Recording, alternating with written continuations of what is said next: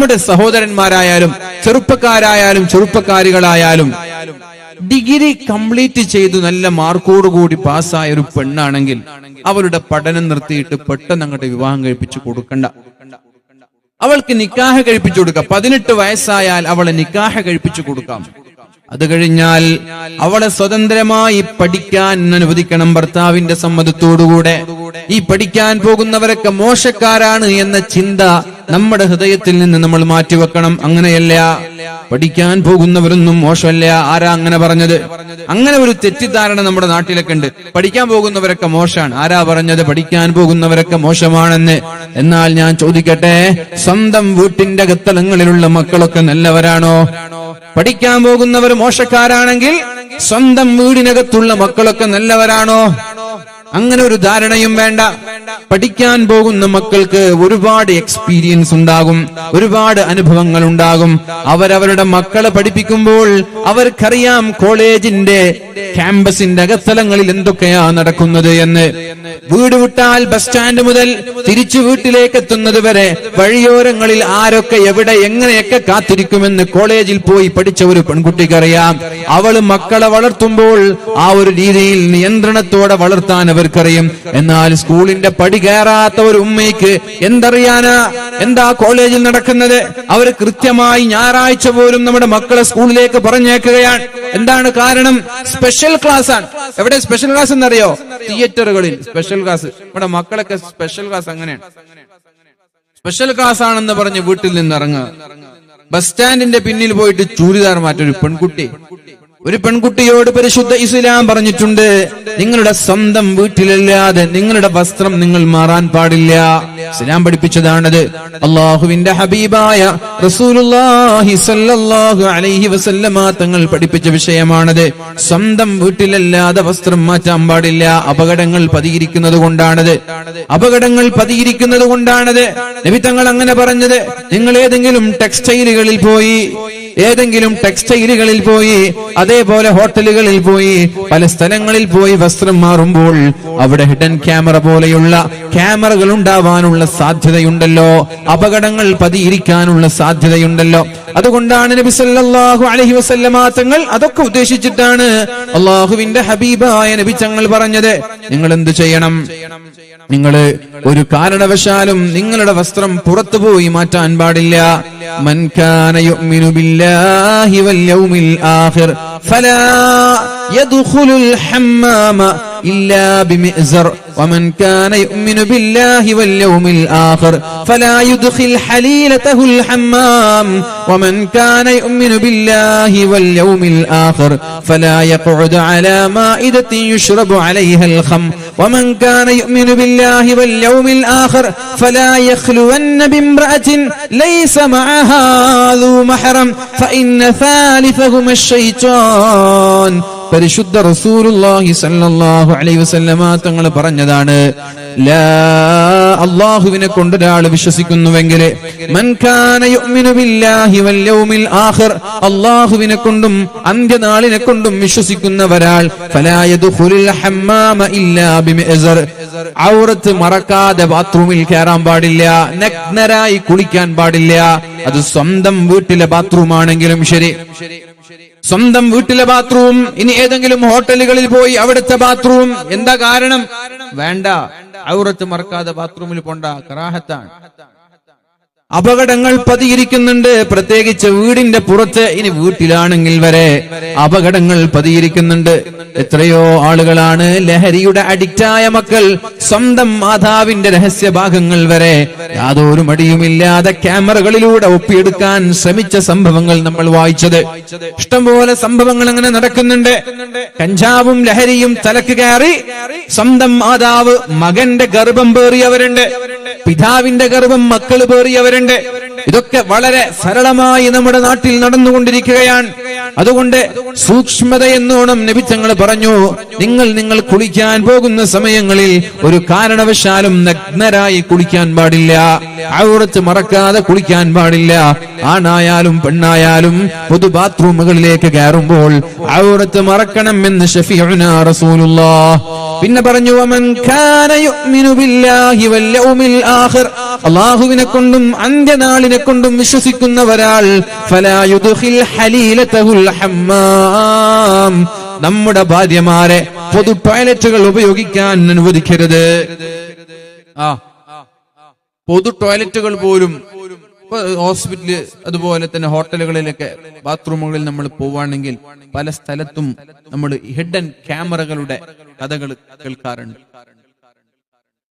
Shopping മാളുകളിൽ, വസ്ത്രം change ചെയ്യുന്ന സ്ഥലങ്ങളിൽ, ഡ്രസ് ചേഞ്ച് ചെയ്യുന്ന സ്ഥലങ്ങളിൽ, ഫീഡിംഗ് റൂമുകളിൽ, ബാത്റൂമുകളിൽ, ഹോസ്പിറ്റലുകളിൽ. അപ്പൊ ഇത് തീരെ ഉപയോഗിക്കാൻ പാടില്ല എന്നല്ല, ഇതൊക്കെ ഒരു സൂക്ഷ്മതയ്ക്ക് വേണ്ടി പറയാം. നിങ്ങൾ അങ്ങനെ കയറുമ്പോ ഒന്ന് സൂക്ഷിച്ച് പരിശോധിച്ച് നിങ്ങളുടെ ഔറത്തൊക്കെ വെളിവാവാത്ത രീതിയിൽ സൂക്ഷ്മത കാണിക്കുന്നത് നല്ലതാണ്.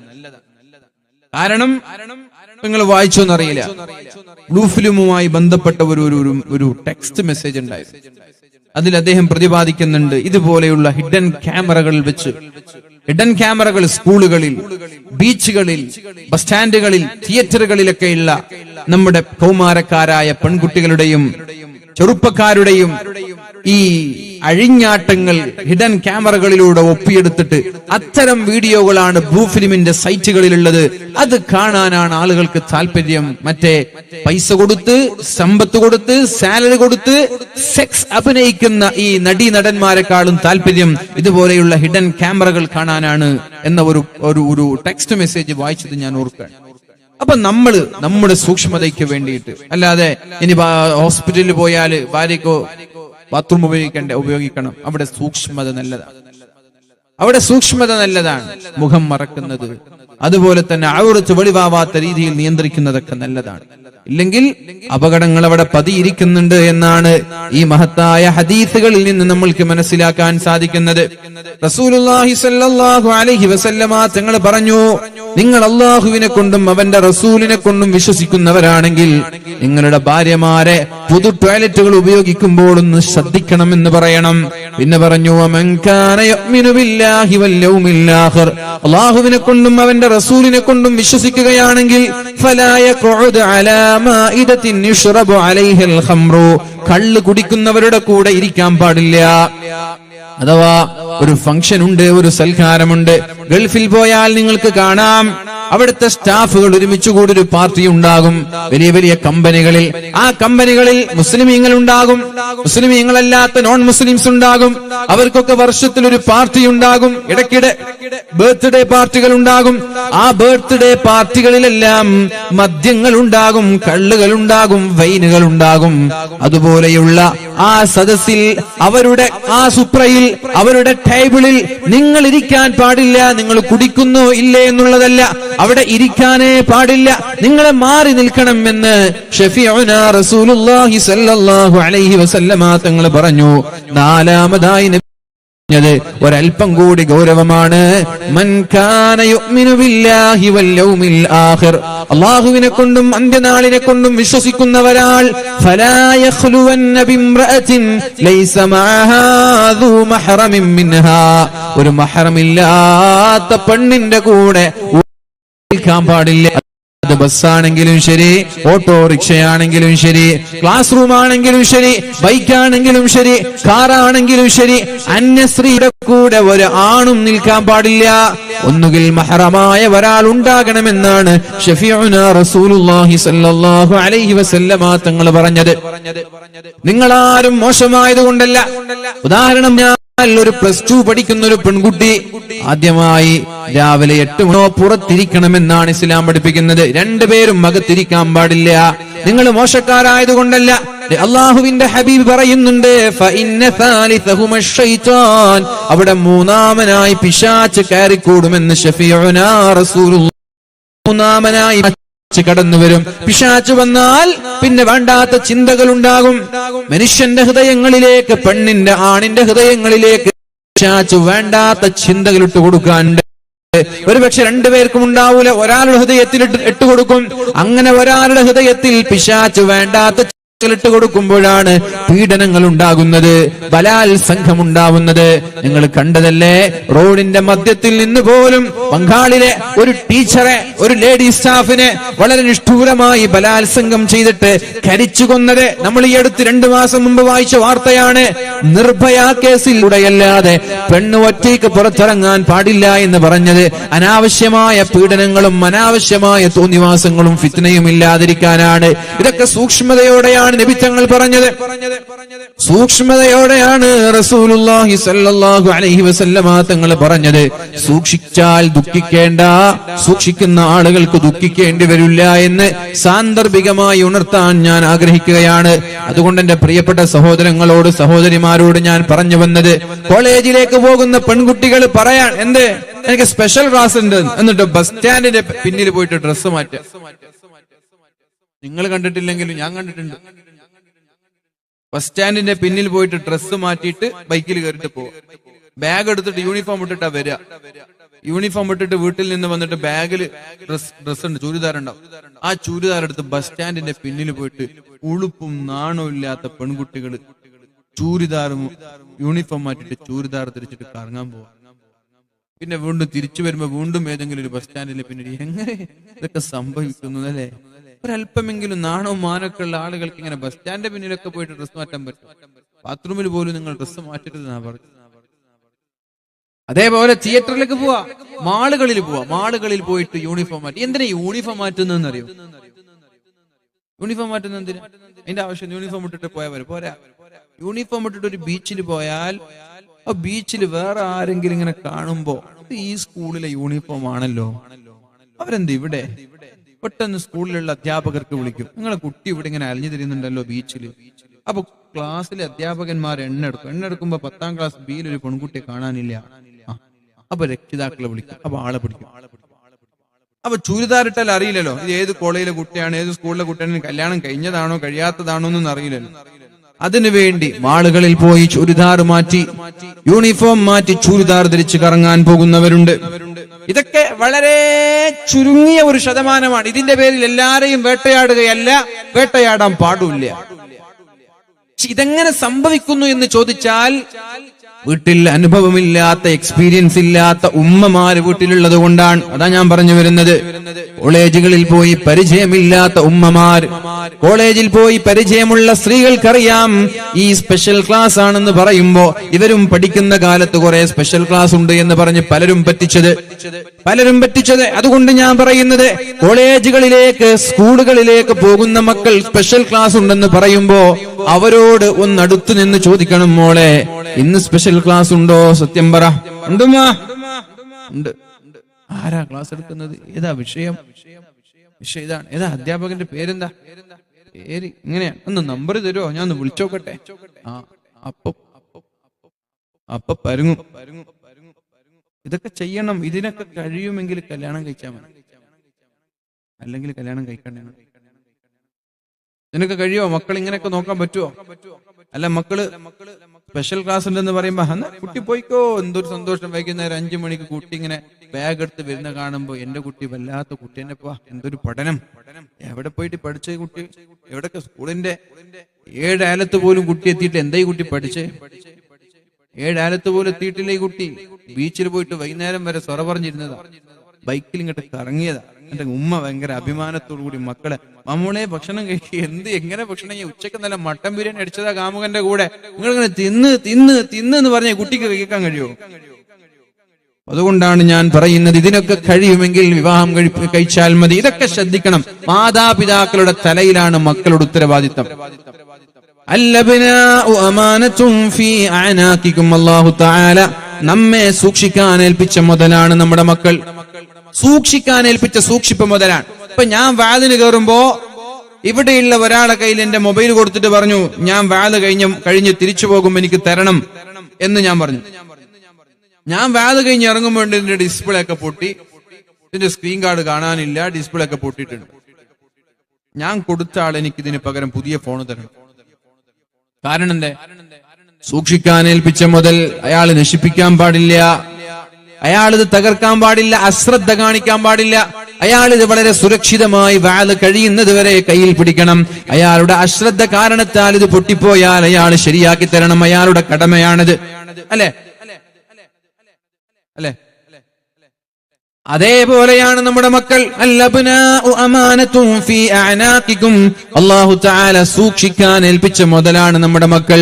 ആ മക്കളെ എങ്ങനെയാണോ അല്ലാഹു തന്നത് അതേപോലെ തിരിച്ചു കൊടുക്കണമെന്ന് പരിശുദ്ധ റസൂൽ സല്ലല്ലാഹു അലൈഹി വസല്ലം. വവലദൻ സാലിഹൻ തറകഹു. സ്വാലിഹീങ്ങളാക്കി നമ്മുടെ മക്കളെ ഇട്ടേച്ചിട്ടേ ഒരു പിതാവ് ഒരു മാതാവ് മരിച്ചു പോകാൻ പാടുള്ളൂ. അഥവാ നമ്മെ സൂക്ഷിക്കാൻ ഏൽപ്പിച്ച സൂക്ഷിപ്പ് മുതലാണ് ഈ മക്കൾ. ഇവരെ അശ്രദ്ധ കാരണം, നമ്മുടെ അശ്രദ്ധ കാരണം ഈ മക്കളെങ്ങാനും വഴിപിഴച്ചു പോയാൽ ശ്രദ്ധിക്കണേ. അശ്രദ്ധ കാരണം ഈ മൊബൈൽ പൊളിച്ചപ്പോൾ അയാൾ എനിക്ക് നഷ്ടപരിഹാരം നൽകേണ്ടി വന്നതുപോലെ നമ്മുടെ അശ്രദ്ധ കാരണത്താൽ ഈ മക്കളെങ്ങാനും വഴികേടിലായാൽ നാളെ അള്ളാഹുവിന്റെ കോടതിയിൽ മാതാപിതാക്കളാണ് സമാധാനം പറയേണ്ടത് എന്ന യാഥാർത്ഥ്യം നിങ്ങൾ എപ്പോഴാ എന്റെ പ്രിയപ്പെട്ട രക്ഷിതാക്കളെ തിരിച്ചറിയുക. കല്യാണം കഴിക്കണമെന്ന് പറഞ്ഞ് ആവേശത്തോടെ കല്യാണം കഴിക്കാൻ എല്ലാരും കഴിക്കല്ലേ, ഞാനും ഇങ്ങോട്ട് കഴിക്കാൻ.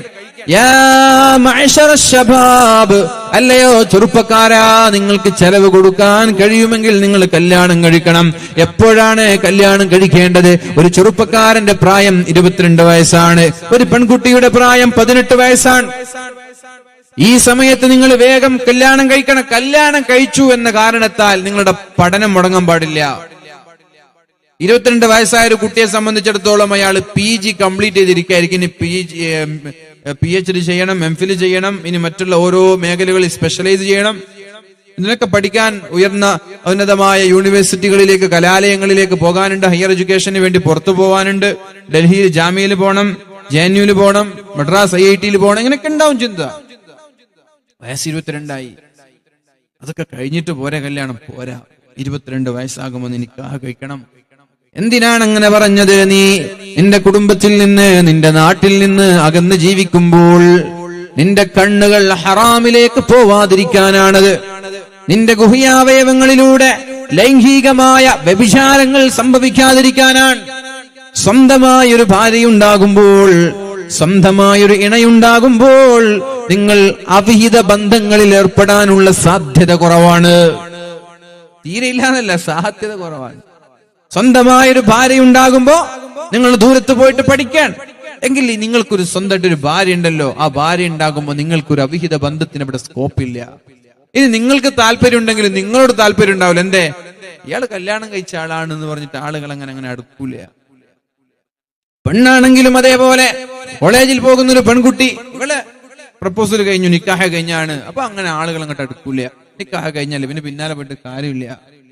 എന്തിനാണിത് പറഞ്ഞത്? കണ്ണുകൾ ഹറാമിലേക്ക് പോവാതിരിക്കാനും ലൈംഗിക അവയവങ്ങളിലൂടെ ഹറാമ് സംഭവിക്കാതിരിക്കാനുമാണ് അല്ലാഹു തആല പരിശുദ്ധ ഹബീബ് വേഗം കല്യാണം കഴിക്കാൻ പറഞ്ഞത്.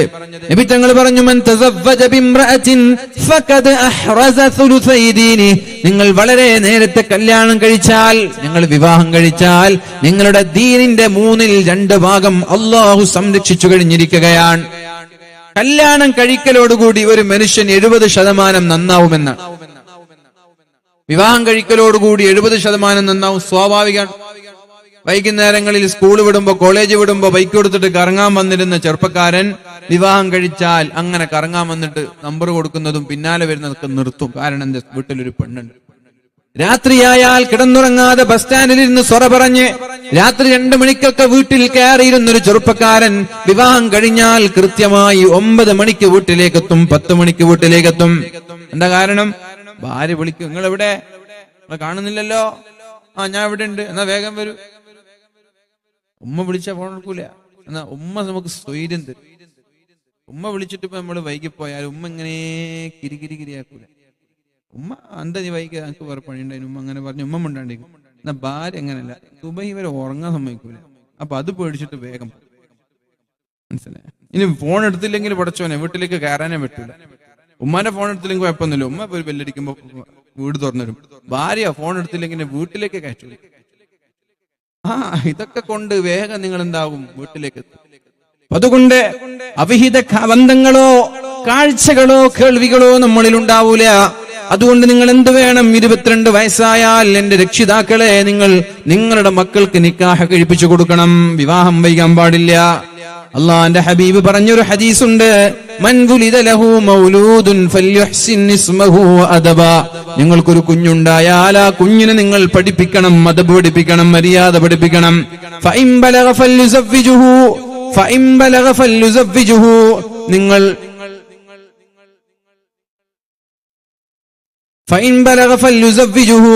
പ്രായപൂർത്തിയെത്തിയാൽ ഉടനെ വിവാഹം കഴിപ്പിച്ചു കൊടുക്കണമെന്നാണ് ഇസ്ലാമിന്റെ താല്പര്യം. അങ്ങനെയാണ്, പ്രായപൂർത്തിയെത്തിയാൽ ഉടനെ വിവാഹം കഴിപ്പിച്ചു കൊടുക്കണം. പ്രായപൂർത്തിയെത്തിയാൽ ഉടനെ വിവാഹം കഴിപ്പിച്ചു കൊടുക്കണമെന്നാണ് ഇസ്ലാം പറയുന്നത്. പക്ഷേ നമ്മുടെ ഇന്ത്യ രാജ്യത്തിന്റെ നിയമപ്രകാരം 22 വയസ്സായാൽ ഒരു ആണിന് വിവാഹം കഴിപ്പിച്ചു കൊടുക്കണം, 18 വയസ്സായാൽ ഒരു പെണ്ണിനും വിവാഹം കഴിപ്പിച്ചു കൊടുക്കണം. 22 വയസ്സായി വലം യുസവ്വിജുഹു, മാതാപിതാക്കൾ വിവാഹം കഴിപ്പിച്ചു കൊടുത്തില്ല. ഫഇൻ അസ്വാബ ഇസ്മൻ, അയാൾ സ്കൂളിന്റെ വരാന്തകളിലേക്കും തെരുവോരങ്ങളിലേക്കും വന്നിട്ട് ബസ് സ്റ്റാൻഡിലേക്ക് ഇരുന്നിട്ട് വായ നോക്കുകയാണെങ്കിൽ ഫഇന്നമാ ഇസ്മുഹു അലാ അബവൈ, അവർ ചെയ്യുന്ന ഹറാമിന്റെ ഓഹരി മാതാപിതാക്കളുടെ ഏടിൽ അല്ലാഹു കുറിച്ചു വെക്കുമെന്ന് ശഫീഉനാ റസൂലുള്ളാഹി. ഒരു പെൺകുട്ടി 18 വയസ്സായി നിക്കാഹ് കഴിപ്പിച്ചു കൊടുത്തില്ല. ആ പെൺകുട്ടി രാത്രി ഏതെങ്കിലും ഒരു കാമുകനോട് സുബഹി വരെ വീഡിയോ കോൺഫറൻസ് നടത്തുകയാണെങ്കിൽ, വീഡിയോ കോൺഫറൻസ് നടത്താൻ നിങ്ങളെല്ലാവരും ഉറങ്ങുകയാണ്, നിങ്ങളുടെ സ്വന്തം വീട്ടിലെ നിങ്ങൾക്ക് നിശ്ചയിച്ച് നിങ്ങളുടെ മുറിയിൽ കിടന്നുറങ്ങുകയാണ്. 4ഉം 5ഉം മുറികളുള്ള നമ്മുടെ വീടുകളിൽ ഇന്ന് 18കാരി ഒരു മുറിയിൽ, 15കാരി മറ്റൊരു മുറിയിൽ, 22കാരൻ മറ്റൊരു മുറിയിൽ, അങ്ങനെ ഓരോ ആളുകൾ ഓരോ മുറിയിൽ കയറി കഥകടച്ചാൽ അവിടെ എന്താണ് നടക്കുന്നത് എന്ന് എന്റെ പ്രിയപ്പെട്ട രക്ഷിതാക്കളെ നിങ്ങൾക്ക് അറിയാൻ കഴിയുമോ? എന്താ അവിടെ നടക്കുന്നത് എന്ന് നിങ്ങൾക്കറിയോ? അതുകൊണ്ടാണ് ഒറ്റയ്ക്ക് ഒരു പെൺകുട്ടിയെ നിങ്ങൾ ഉറങ്ങാൻ അനുവദിക്കരുത്. നിങ്ങൾക്ക് 3 പെൺകുട്ടികൾ ഉണ്ടെങ്കിൽ അവർ ഒന്നിച്ച് കിടന്നുറങ്ങട്ടെ. ഒറ്റയ്ക്ക് കിടന്നുറങ്ങുമ്പോൾ അവരുടെ അടുത്തേക്ക് പിശാച് കടന്നു വരുമെന്ന് മഹാനായ ഉമർ ഇബ്നുൽ ഖത്താബ് റളിയല്ലാഹു അൻഹു പറയുന്നുണ്ട്. ഒറ്റയ്ക്കായാൽ പിശാച് ഉണ്ടാകും, ഉറപ്പല്ലേ? ഒരു 18കാരി അവളിങ്ങനെ കണ്ടവരോടൊക്കെ ചാറ്റും ചെയ്ത് ഇങ്ങനെ സംസാരിച്ചിരിക്കാൻ വാതിലിന്റെ കുറ്റിയടിച്ചു. പിന്നെ ഉമ്മ വാതിൽ മുട്ടിയാൽ അവൾ എന്ത് ചെയ്യും? വാതിൽ തുറക്കും. ഉമ്മക്ക് എന്തെങ്കിലും കാണാനുണ്ടോ? വേണമെങ്കിൽ ഒരു മുസല്ല എടുത്തിട്ട് നിസ്കാര കുപ്പായിട്ടിട്ട് തസ്ബീമാലം കൈ പിടിച്ചിട്ടിരിക്കുക. ഡോർ തുറക്കുന്ന സമയം വേഗം ഒരു നിസ്കാര കുപ്പായിട്ട് മുസല്ല ഇരുന്നിട്ട് തസ്ബീമാലം പിടിച്ച് ഡോർ തുറക്കുക. ഓ, എന്റെ മോൾ എന്തോ ഒരു നിസ്കാരാണെന്ന് ഉമ്മ വിചാരിക്കുക. ഉമ്മക്ക് വല്ലതറിയോ? അല്ലെങ്കിൽ അവിടെയുള്ള ടേബിളിൽ ഒരു പുസ്തകം പിടിച്ചിട്ട് ഇങ്ങനെ ഓർക്കുന്നു, ഇങ്ങനെ പഠിക്കുന്നത് പോലെ അഭിനയിക്കുക. ഉമ്മക്ക് എന്റെ മോള് രാത്രി 12 മണിക്ക് പഠിക്കാനാണല്ലോ പഠിച്ചോനെ. ഇതൊക്കെ എന്ത് സിമ്പിളാണ്! നിങ്ങൾ എന്താ ഇത് മനസ്സിലാക്കാത്തത്? എന്ത് സിമ്പിളാണ്! വളരെ നൈസായി ചീറ്റ് ചെയ്യാൻ പറ്റുന്ന കാലല്ലേ. അതുകൊണ്ടാണ് കഥ കടച്ചുകൊണ്ട് ഒറ്റയ്ക്കുറങ്ങാൻ നമ്മുടെ മക്കൾ അനുവദിക്കരുത് എന്ന് പറഞ്ഞത്. ഇതൊക്കെ അവരെ വിശ്വാസമില്ലാഞ്ഞിട്ടല്ല, അത് സൂക്ഷ്മതയുടെ ഭാഗമാണ്. അതിന് എന്നെന്ത് വിശ്വാസമില്ല ഉമ്മ അങ്ങനെ ചോദിക്കാണ്ട്, അതൊക്കെ തട്ടിപ്പാണ്. എന്നെ വിശ്വാസമില്ല ഉമ്മ എന്നാ ചോദിക്കുക. നിന്നെ വിശ്വാസമൊക്കെ ഉണ്ട്, നിന്നോട് സ്നേഹമുള്ളത് കൊണ്ടാണെന്ന് പറഞ്ഞാൽ മതി.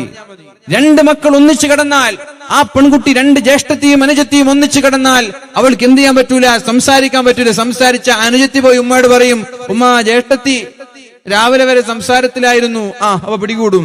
അതുകൊണ്ട് എന്ത് വേണം? നമ്മുടെ മക്കൾ കഥ കടച്ചുകൊണ്ട് ഒറ്റയ്ക്ക് കിടന്നുറങ്ങുന്ന ഒരു സംവിധാനം അവസരം കൊടുക്കരുത്. ഏത് സമയത്തും നമ്മൾ അവരറിയാതെ അവരുടെ റൂമിലേക്ക് കയറാൻ ഒരു പിതാവിനും മാതാവിനും കഴിയണം. കാരണം നമ്മൾ മഹറമല്ലേ, ഉപ്പ മഹറമല്ലേ, ഉമ്മ മഹറമല്ലേ. ഉപ്പാക്ക് ഏത് സമയത്ത് രാത്രി ഇങ്ങനെ തോന്നാൻ എന്റെ മക്കളൊന്ന് പരിശോധിക്കണം, ഉറങ്ങുന്നുണ്ടോ, അങ്ങനെ നോക്കണമെന്ന് തോന്നിയാൽ വാതിലിങ്ങനെ മുട്ടി കുറ്റി തുറക്കുന്നത് കാത്തു നിൽക്കാതെ ഡയറക്റ്റ് എൻട്രി, ഗ്രീൻ എൻട്രി വേണം. അങ്ങനെ ഉണ്ടെങ്കിലേ നമ്മൾക്ക് അവരെ പരിശോധിക്കാൻ കഴിയുള്ളൂ. ഇതൊക്കെ മക്കളോടുള്ള വിശ്വാസക്കുറവ് കൊണ്ടല്ല മുഅ്മിനീങ്ങളെ, ഇതൊക്കെ രക്ഷിതാവായ മാതാപിതാക്കളുടെ കടമയാണ്. എന്തുകൊണ്ട്? അവരുടെ ഭാഗത്ത് ഹറാമ് വരാതിരിക്കാൻ. നമ്മൾ നമ്മുടെ മക്കളെ സ്നേഹിക്കുന്നത് ദുനിയാവിന് വേണ്ടിയല്ല, നമ്മൾ നമ്മുടെ മക്കളെ സ്നേഹിക്കുന്നത് പാരത്രിക ലോകത്തിന് വേണ്ടിയാണ്, ആഖിറത്തിന് വേണ്ടിയാണ്. ആഖിറത്തിൽ രക്ഷപ്പെടണമെന്നുള്ള താല്പര്യത്തോടെയാണ്. അപ്പൊ ഹറാമുകൾ ഇവിടെ ചെയ്താൽ നാളെ ഈ മക്കൾ നമ്മൾക്കെതിരെ സാക്ഷി നിൽക്കുമെന്നുള്ള കാര്യം നമ്മൾ മറക്കരുത്. അള്ളാഹുവിനോട് ഈ മക്കൾ നാളെ പറയുമെന്നല്ലേ പറഞ്ഞത്? റബ്ബനാ അരിനല്ലദീനി അളല്ലാനാ മിനൽ ജിന്നി വൽ ഇൻസ് ലിനജഅൽഹുമാ തഹ്ത അഖ്ദാമിനാ വലിയകൂനാ മിനൽ അസ്ഫലീൻ. അല്ലാഹുവേ എന്റെ മാതാപിതാക്കളെ ഒന്ന് കാണിച്ചു താ അല്ലാ. അവരാണ് ഞങ്ങളെ വഴി പിഴപ്പിച്ചത്, അവരെ കാരണത്താലാണ് ഞങ്ങൾ മോശമായത് എന്ന് നമ്മുടെ സ്വന്തം മക്കൾ അള്ളാഹുവിന്റെ കോടതിയിൽ വിളിച്ചു പറഞ്ഞാൽ, നമ്മുടെ അശ്രദ്ധ കാരണത്താൽ ഇവിടെ മക്കൾ വഴിപിഴച്ചു പോയാൽ അതിന്റെ പേരിൽ നാളെ അള്ളാഹു നരകത്തിലേക്ക് വലിച്ചെറിയുമെന്നുള്ള കാര്യത്തിൽ ഒരാൾക്കും സംശയം വേണ്ട. അതുകൊണ്ടാണ് അശ്രദ്ധയുണ്ടാവാൻ പാടില്ല. നിരന്തരമായി നിരീക്ഷിക്കണം. നമ്മൾ 18 വയസ്സായ ഒരു പെൺകുട്ടിക്ക് നിക്കാഹ് കഴിപ്പിച്ചു കൊടുത്താൽ വേറെ ചിന്തയുണ്ടാവൂല. പിന്നെ ചിന്തയുണ്ടാവൂല എന്ന് പറഞ്ഞ് നിങ്ങൾക്ക് വേറെ കുറെ കഥ പറയാനുണ്ടാവും. കല്യാണം കഴിച്ചിട്ട് ഉസ്താദെ 2 മക്കൾ ഇട്ടിട്ട് ഒളിച്ചോടുന്നില്ലേ? അതൊക്കെ റയറാണ്, മനസ്സിലായോ? അതൊക്കെ വിരളമാണ്. അതൊക്കെ 100-ൽ 2% ഉള്ളൂ, 1% ഉള്ളൂ. അത് വെച്ചിട്ട് നമ്മൾ ബാക്കിയുള്ള കഥകൾ കമ്പയർ ചെയ്യണ്ട, മനസ്സിലായോ? ഒരു ചെറുപ്പക്കാരൻ കല്യാണം കഴിഞ്ഞ ഒരു ചെറുപ്പക്കാരനും കല്യാണം കഴിക്കാത്ത ചെറുപ്പക്കാരനും തമ്മിൽ 2 ഡിഫറന്റ് ഉണ്ട്. വേഗം കല്യാണം കഴിക്കണമെന്നാണ് ഇസ്ലാം പറഞ്ഞത്. അള്ളാഹുവിന്റെ ഹബീബിന്റെ സമീപത്തേക്ക് അക്കാഫ് എന്ന് പറയുന്ന ഒരു ചെറുപ്പക്കാരൻ വരുന്നുണ്ട്. അള്ളാന്റെ ഹബീബ് ചോദിച്ചു, യാ അക്കാഫ് ഹല്ലക മിൻ സൗജ, കല്യാണം കഴിച്ചോ അക്കാഫേ? ഇല്ല നബിയെ, കല്യാണം കഴിച്ചിട്ടില്ല എന്ന് പറഞ്ഞു. എന്തേ? വഅൻത മൂസിറുൻ ബിഖൈർ, സാമ്പത്തികമായി പ്രയാസമുണ്ടോ? പൈസ ഇല്ലേ? ദാരിദ്ര്യമാണോ വിവാഹം കഴിക്കാൻ വൈകി പോകുന്നത്? അല്ല നബിയെ, വഅന മൂസിറുൻ ബിഖൈർ, സാമ്പത്തികമായി എനിക്കൊരു പ്രയാസവുമില്ല നബിയെ, ഞാൻ നല്ല മുതലാളിയാണ് നബിയെ. അപ്പോഴാണ് അള്ളാന്റെ ഹബീബ് പറഞ്ഞത്, ചെവി തുറന്ന് കേട്ടോളൂ എന്റെ രക്ഷിതാക്കളെ, എന്റെ ഉമ്മമാരെ, എന്റെ പ്രിയപ്പെട്ട ചെറുപ്പക്കാരെ, നിങ്ങൾ ചെവി തുറന്നു കേട്ടോളൂ. സാമ്പത്തികമായി അഭിവൃദ്ധിയുണ്ടായിട്ട്, സാമ്പത്തികമായി കഴിവുണ്ടായിട്ട് വിവാഹം കഴിക്കാതെ ബാച്ചിലേഴ്സായി നടക്കുന്ന 22 കഴിഞ്ഞ എല്ലാ ചെറുപ്പക്കാരും കേട്ടോളൂ. നബി തങ്ങൾ പറഞ്ഞു, അൻത ഇദം മിൻ ഇഖ്വാനി ശൈത്വാൻ, സാമ്പത്തികമായി കഴിവുണ്ടായിട്ടും വിവാഹം കഴിക്കാതെ വിവാഹത്തെ പിന്തിപ്പിച്ചു നടക്കുന്ന ആളുകളെ, നിങ്ങളുടെ കൂട്ടുകാർ പിശാച്ചാണ്, നിങ്ങൾ ശൈത്വാന്റെ കൂട്ടുകാരാണെന്ന് ശഫീഉനാ റസൂലുള്ളാഹ്. നിങ്ങൾ പിശാച്ചിന്റെ കൂട്ടുകാരാണ്, പിശാച്ചിന്റെ കൂട്ടുകാരാണ് നിങ്ങൾ. എന്നിട്ട് പറഞ്ഞു, ഷിറാറുക്കും ഉസ്സാബുക്കും, നിങ്ങളുടെ നാട്ടിലെ ചമ്മാടികളായ ആളുകൾ ബാച്ചിലേഴ്സ് ആയിരിക്കുമെന്ന് ശഫീഉനാ റസൂലുള്ളാഹ്. ചമ്മാടിത്തരങ്ങൾ കാണിക്കുന്നത് വിവാഹം കഴിക്കാത്ത ബാച്ചിലേഴ്സ് ആയിരിക്കുമെന്നാണ് നബി തങ്ങൾ പഠിപ്പിച്ചത്. വഅർദലു മൗതാകും ഉസ്സാബുക്കും, നിങ്ങളിൽ ഈമാൻ സലാമത്താവാതെ ആഖിബത്ത് മോശമായി മരിക്കാൻ സാധ്യതയുള്ളതും ബാച്ചിലേഴ്സ് ആണ്, വിവാഹം കഴിക്കാത്ത. നബിയെ, അതേ സദസ്സിൽ വെച്ച് തന്നെ അള്ളാഹുവിന്റെ ഹബീബ് ഒരു സഹോദരിയെ കൊണ്ട് അക്കാഫിന് വിവാഹം കഴിപ്പിച്ചു കൊടുത്തു എന്നാണ് പരിശുദ്ധ ഹദീസുകളിൽ കാണാൻ കഴിയുന്നത്. അതുകൊണ്ട് വിവാഹം ഒരു കാരണവശാലും പഠിക്കുകയാണ്, എന്റെ മോള് പഠിച്ചു തീരട്ടെ എന്ന കാരണത്താൽ വൈകണ്ട. നിക്കാഹ് കഴിപ്പിച്ചു കൊടുത്ത് ഭർത്താവിനോട് വളരെ നേരത്തെ തന്നെ എന്റെ പെണ്ണിന് പഠിക്കാൻ അനുവാദം നൽകണം എന്ന സമ്മതത്തോടുകൂടെ. അതേപോലെ PG പഠിക്കുന്ന ഒരു ചെറുപ്പക്കാരൻ 22 വയസ്സ് പൂർത്തിയായാൽ അയാളെയും നിക്കാഹ് കഴിപ്പിച്ചവർ തുടർ പഠനം നടത്തട്ടെ. പിന്നെ എങ്ങനെ മക്കളെ ചെലവ് കൊടുക്കും? പഠിക്കല്ലേ രണ്ടുപേരും? ചെലവ് കൊടുക്കാൻ ഉണ്ടാവൂല, കാരണം പെണ്ണിന്റെ വീട്ടിലായിരിക്കും, ആണിന്റെ വീട്ടിലായിരിക്കും. പിന്നെ അവർക്ക് എങ്ങനെ കറങ്ങാനുള്ള പൈസ, ചെറിയ പൈസ ആവശ്യമുള്ളത് അവരെ സമ്പാദിക്കും ചെയ്യും. ഇവിടെയാണ് പരിശുദ്ധമായ ഖുർആനിന്റെ ഒരു ആയത്ത് നമ്മൾ ഓർക്കേണ്ടത്. വഅൻകിഹുൽ അയാമ മിൻകും വസ്സാലിഹീന മിൻ ഇബാദികും വഇമാഇകും വഇൻ യകൂനു ഫുഖറാ യുഗ്നിഹിമുല്ലാഹു മിൻ ഫളലിഹി. എന്റെ പ്രിയപ്പെട്ട മുഅ്മിനീങ്ങളെ, പരിശുദ്ധ ഖുർആൻ പറയാണ്, വആകിഹുൽ അയാമ മിൻകും വസ്സാലിഹീന മിൻ ഇബാദികും വഇമാഇകും, നിങ്ങൾ എന്ത് ചെയ്യണം? നല്ലവരായ ആൺകുട്ടികളെയും പെൺകുട്ടികളെയും വേഗം നിങ്ങൾ വിവാഹം കഴിപ്പിച്ചു കൊടുക്കണം. ഇയകൂനു ഫുഖറാ, അവർ ദരിദ്രരാണെങ്കിൽ, അവരുടെ കയ്യിൽ ക്യാഷ് ഇല്ലെങ്കിൽ, യുഗ്നിഹിമുല്ലാഹു മിൻ ഫളലി, അല്ലാഹു തആല അവർക്ക് ക്യാഷ് നൽകും, അല്ലാഹു അവർക്ക് സമ്പത്ത് നൽകുമെന്ന് പരിശുദ്ധ ഖുർആൻ. പൈസ ഇല്ലാത്തതിന്റെ പേരിൽ വിവാഹം മുടക്കണ്ട. ദീനിയായ ഒരു ചെറുപ്പക്കാരനാണോ, കഴിവും തറവാടും നല്ല സ്വഭാവവുമുള്ള ഒരു ചെറുപ്പക്കാരനാണോ, ഉടനെ വിവാഹം കഴിപ്പിച്ചു കൊടുക്ക്. പൈസ ഇല്ല എന്ന കാരണത്താൽ വിവാഹത്തെ നിങ്ങൾ വൈകിക്കാൻ പാടില്ല. നല്ലൊരു ജോലി ഇല്ലല്ലോ ചെറുപ്പക്കാരന്, നല്ലൊരു ജോലിയില്ലല്ലോ ചെറുപ്പക്കാരന്, അതുകൊണ്ട് വേണ്ട കല്യാണം, ഇപ്പൊ വേണ്ട, കുറച്ച് കഴിയട്ടെ, ജോലിയൊക്കെ ആയി സെറ്റിൽ ആവട്ടെ, വേണ്ട. അങ്ങനെ ചിന്തിക്കരുത്. യുഗ്നിഹിമുല്ലാഹു മിൻ ഫളി, അല്ലാഹു തആല സമ്പത്ത് നൽകുമെന്നാണ് പരിശുദ്ധ ഖുർആൻ പറഞ്ഞത്. എന്തിനാവണം വിവാഹം കഴിക്കുന്നത്? കണ്ണ് ഹറാമിലേക്ക് പോവാതിരിക്കാൻ, അതേപോലെ തന്നെ ചെവിയിലൂടെ ഹറാമ് കേൾക്കാതിരിക്കാൻ, വേണ്ടാത്ത ചിന്തകൾ നമ്മുടെ ഹൃദയത്തിലേക്ക് വരാതിരിക്കാൻ. അല്ലാഹു തആല നമ്മുടെ ദാമ്പത്യ ജീവിതം സന്തോഷത്തിലാകട്ടെ. ഓർക്കുന്നുണ്ടോ നിങ്ങൾ മഹാനായ ഇമ്രാൻ എന്നവർക്ക് അല്ലാഹു തആല ഒരു കുട്ടിയെ നൽകാൻ പോവുകയാണ്. അവരുടെ പ്രാർത്ഥനയാണ്, നിരന്തരമായ പ്രാർത്ഥനയ്ക്ക് ശേഷമാണ് ഇമ്രാൻ എന്നവർക്ക് അല്ലാഹു തആല ഒരു മകളെ നൽകാൻ പോകുന്നത്. ആ മകളുടെ പേര് മറിയം ബീവി എന്നാണ്. മറിയം എന്ന് പറയുന്ന മകളെയാണ് അല്ലാഹു തആല നൽകുന്നത്. പക്ഷേ അവർ ദുആ ചെയ്തത്, അല്ലാഹുവേ ഒരു കുട്ടിയുണ്ടായാൽ ആ കുട്ടിയെ ഞങ്ങൾ പള്ളിയിൽ നിനക്ക് വേണ്ടി നേർച്ചയാക്കുകയാണ് എന്ന് അല്ലാഹുവിനോട് നേർച്ചയാക്കിയ ആ കുടുംബത്തിന് അല്ലാഹു നൽകുന്നത് പെൺകുട്ടിയെയാണ്.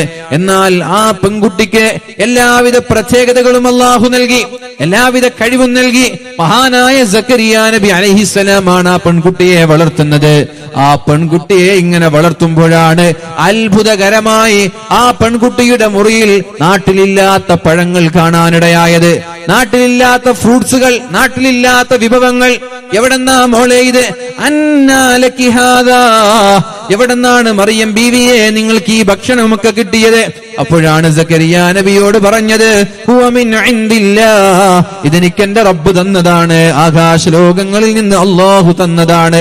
അങ്ങനെ ഈ സാലിഹത്തായ ഈ ദീനീ ബോധമുള്ള ഒരു പെണ്ണിനെ കിട്ടാനുള്ള കാരണം വ ഇന്നി ഉഈദുഹാ ബിക വദുല്ലിയതഹാ മിനശ് ശൈത്വാനിർ റജീം എന്നുള്ള മാതാപിതാക്കളുടെ പ്രാർത്ഥനയാണ്. അല്ലാഹുവേ എനിക്ക് തരാൻ പോകുന്ന കുഞ്ഞിനെ പിശാചിന്റെ ശർറിൽ നിന്ന് നീ സലാമത്താക്കണേ അല്ലാ. പിശാചിന്റെ ശർറിൽ നിന്ന്, പിശാചിന്റെ ഫിത്നയിൽ നിന്ന്, അപകടങ്ങളിൽ നിന്ന് എനിക്ക് തരാൻ പോകുന്ന കുട്ടിയെ നീ കാക്കണേ എന്ന് നിരന്തരമായി ദുആ ചെയ്യാറുണ്ട് ഇമ്രാൻ എന്നവരുടെ ഭാര്യയായ മറിയം ബീവിയുടെ മാതാവ്. അങ്ങനെ ഗർഭകാലത്തുള്ള നിരന്തരമായ പ്രാർത്ഥനകൾക്ക് ശേഷമാണ് അല്ലാഹു തആല മറിയം എന്നു പേരുള്ള ഒരു കുഞ്ഞിനെ നൽകുന്നത്. ഫതഖബ്ബലഹാ റബ്ബുഹാ ബിഖബൂലിൻ ഹസനിൻ വഅംബതഹാ നബാതൻ ഹസനാ, ഏറ്റവും നല്ല കുട്ടിയായി ആ കുട്ടിയെ വളർത്തുകയാണ്.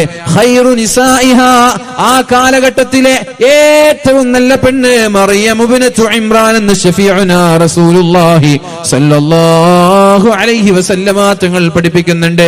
ഈ കുട്ടിയെ വളർത്തുമ്പോഴാണ് സക്കരിയ നബി അലൈഹിസ്സലാമിന് അന്ന് 100 വയസ്സോളം എത്തിയിട്ടുണ്ട്. താടി രോമങ്ങൾ നിറച്ചിട്ടുണ്ട്, മുടി നിറച്ചിട്ടുണ്ട്, കൈകാലുകളൊക്കെ ശയിച്ചു പോയിട്ടുണ്ട്. വാർദ്ധക്യ കാരണത്താൽ ഒരാൾക്കുണ്ടാവാറുള്ള സ്വാഭാവികമായ പ്രായത്തിന്റെ പ്രയാസങ്ങളൊക്കെ ഉണ്ടായിട്ടുണ്ട്. അദ്ദേഹത്തിന്റെ ഭാര്യയാണെങ്കിൽ ഹൈള് പോലും, മെൻസ്ട്രേഷൻ പോലും നിന്നുപോയ ഒരു പെണ്ണായി മാറിയിട്ടുണ്ട്, അഥവാ കിഴവിയായിട്ടുണ്ട്. ഹൈള് നിന്നുപോയാൽ പിന്നെ കുട്ടി ഉണ്ടാവാൻ സാധ്യതയില്ലല്ലോ. എന്നാൽ നല്ലവളായ മറിയം ബീവിയെ കണ്ടപ്പോൾ സക്കരിയ നബിക്ക് തോന്നി എനിക്കും ഒരു കുട്ടി ഉണ്ടാവണമെന്ന്. അതുവരെ ദുആ ചെയ്ത ആളാണ്. ഈ കുട്ടിയെ വഖഫലഹാ സക്കരിയ നബി ഇങ്ങനെ പോറ്റി വളർത്തുകയാണ്. കുല്ലമാ ദഖല അലൈഹാ സക്കരിയൽ മിഹ്റാബ വജദ ഇൻദഹാ റിസ്ഖാ ഖാല യാ മറിയം അന്നാ ലകി ഹാദാ ഖാലത് ഹുവ മിൻ ഇൻദില്ലാഹ് ഇന്നല്ലാഹ യർസുഖു മൻ യശാഉ ബിഗൈരി ഹിസാബ്. അല്ലാഹു തആല അവൻ ഉദ്ദേശിക്കുന്ന ആളുകൾക്ക് വിചാരണയില്ലാതെ, കണക്കില്ലാതെ, ചോദ്യമില്ലാതെ അല്ലാഹു വാരിക്കോരി കൊടുക്കുമെന്ന് മറിയം ബീവി പറഞ്ഞു. ആ സമയത്താണ് ഹുനാലിക ദഅ സക്കരിയ, ഇങ്ങനെ ഒരു സ്വാലിഹത്തായ അല്ലാഹുവിനെ പേടിയുള്ള ഒരു പെൺകുട്ടിയെ കണ്ടപ്പോഴാണ് സക്കരിയ നബിക്ക് താല്പര്യം വരുന്നത്. ദഅ സക്കരിയ റബ്ബ, അല്ലാഹുവിനോട് ദുആ ചെയ്തു. റബ്ബി ഹബ്ലി മിൻ ലദുക ദുർരിയതൻ ത്വയ്യിബ, അല്ലാഹുവേ ഇതേപോലെ ഒരു സ്വാലിഹത്തായ നല്ല ഒരു കുട്ടിയെ എനിക്ക് തരണേ അല്ലാ. ദുർരിയതൻ ത്വയ്യിബ, നല്ലൊരു കുഞ്ഞിനെ എനിക്ക് തരണേ അല്ലാ. ഇന്നക സമീഉദ് ദുആ, അല്ലാഹുവേ നീ പ്രാർത്ഥനകൾ സ്വീകരിക്കുമല്ലോ. ആ പ്രാർത്ഥനയുടെ ഭാഗമായിട്ടാണ് ഹൈള് പോലും നിന്നുപോയ ഒരു പെണ്ണിന് ഈ വൃദ്ധനായ സക്കരിയ നബിയിൽ നിന്ന് അല്ലാഹു യഹ്യ എന്ന പേരുള്ള കുഞ്ഞിനെ നൽകിയത്. അപ്പൊ കുഞ്ഞുണ്ടാകണമെന്ന താല്പര്യം തോന്നിയത് എപ്പോഴാ? സ്വാലിഹത്തായ മറിയം ബീവിക്ക് അള്ളാഹു നൽകുന്ന അത്ഭുതങ്ങൾ കണ്ടപ്പോഴാണ്. സ്വാലിഹീങ്ങളായ മക്കൾ എന്നും നമ്മുടെ സന്തോഷമാണ്, അവർ നമ്മുടെ അഭിമാനമാണ്, അവരാണ് നാളെ നമ്മൾക്ക് അനുകൂലമായി സാക്ഷി നിൽക്കേണ്ടത്. അതുകൊണ്ട് മക്കൾ സ്വാലിഹീങ്ങളാവാനുള്ള ചില വഴികളാണ് നമ്മൾ ഇവിടെ ശ്രദ്ധിക്കേണ്ടത്. നിരന്തരമായി നിരീക്ഷിക്കണം അവർ പെട്ടെന്ന് ദേഷ്യപ്പെടാണെങ്കിൽ അവരെ പരിശോധിക്കണം. മക്കൾ പതിവിന് വിപരീതമായി ദേഷ്യപ്പെടാൻ തുടങ്ങിയിട്ടുണ്ട്. ഒന്നുകിൽ പ്രേമം തലക്കുടിച്ചിട്ടുണ്ടാവും, അല്ലെങ്കിൽ കഞ്ചാവ് തലക്കുടിച്ചിട്ടുണ്ടാവും. പതിവിന് വിപരീതമായിട്ട് മക്കൾ ദേഷ്യപ്പെടുന്നത് കണ്ടാൽ ഐസൊലേഷൻ, ഒറ്റയ്ക്ക് ഏകാന്തവാസം. ഇപ്പൊ പണ്ടത്തെ പോലെ ഉമ്മാനോടൊന്നും മിണ്ടാൻ വരുന്നില്ല. വൈകുന്നേരം സ്കൂള് വിട്ട് വന്നാല് മുറിയിൽ തന്നെ, സ്കൂള് വിട്ട് വന്നാല് ഉമ്മയിൽ നിന്നും ഉപ്പയിൽ നിന്നൊക്കെ അകന്ന് ഒറ്റയ്ക്ക് ഇരിക്കാൻ. എങ്കിൽ എന്തോ പ്രശ്നം കുട്ടിക്കുണ്ട്. പ്രേമമോ പ്രണയമോ കഞ്ചാവോ മയക്കുമരുന്നോ ലഹരിയോ എന്തോ പിടിപെട്ടിട്ടുണ്ട്. പരിശോധന നടത്തണം. ഇതൊക്കെ നമ്മൾ ശ്രദ്ധിക്കേണ്ട വിഷയമാണ്. പെട്ടെന്ന് മക്കൾ ദേഷ്യപ്പെടുക, പതിവിന് വിപരീതമായിട്ട് എന്തോ ഒരു മാറ്റമുണ്ട്. ആ മാറ്റം നിങ്ങൾ കണ്ടുപിടിക്കണം. അതിനാണ് ഉമ്മയും ഉപ്പയും. അല്ലെങ്കിൽ നിങ്ങൾ ആവശ്യമുണ്ടോ? മക്കളെ പോറ്റാൻ നിങ്ങളൊന്നും ആവശ്യമില്ല.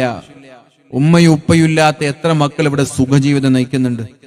ഉപ്പായം വാങ്ങിച്ചു കൊടുക്കാനും തീറ്റ വാങ്ങിച്ചു കൊടുക്കാനും ബ്രേക്ക്ഫാസ്റ്റ് വാങ്ങിച്ചു കൊടുക്കാനും നിങ്ങളൊന്നും ആവശ്യമില്ല. അതിനിവിടെ ഇഷ്ടം പോലെ ചാരിറ്റി പ്രവർത്തകരുണ്ട്. അതൊക്കെ അവർ ചെയ്തോളും. നിങ്ങളെ പണി തീറ്റ കൊടുക്കലും കുപ്പായം വാങ്ങിച്ചു കൊടുക്കലല്ല, നിങ്ങളുടെ പണി ദീൻ കൊടുക്കലാണ്. അതിനാ നിങ്ങൾ ഏൽപ്പിച്ചു. ദീൻ കൊടുക്കാനാ മാതാപിതാക്കൾ ഏൽപ്പിച്ചു. അതാണ് കുറച്ച് ഭാരിച്ച ഉത്തരവാദിത്തമാണെന്ന് പറയാൻ കാരണം. തിന്നാൻ കൊടുക്കാൻ എന്താ പണി? വസ്ത്രം വാങ്ങിച്ചു കൊടുക്കാൻ എന്താ പണി? ഇതൊക്കെ നമ്മൾ ചെയ്യുന്നുണ്ടല്ലോ ഇപ്പോഴും. അതൊന്നൊരു പണിയല്ല. പണി എന്ന് പറയുന്നത് അവരെ ദീനീ ചിട്ടയോടുകൂടി വളർത്തലാണ്. ദീനീ ചിട്ടയോടുകൂടി വളർത്തലാണ് മാതാപിതാക്കളുടെ പണി. നിങ്ങൾക്കത് കഴിയില്ലേ? അള്ളാഹു നിങ്ങളെ ചോദ്യം ചെയ്യും. അത് കഴിയുന്നവർ മാത്രം വിവാഹം കഴിച്ചാൽ മതി.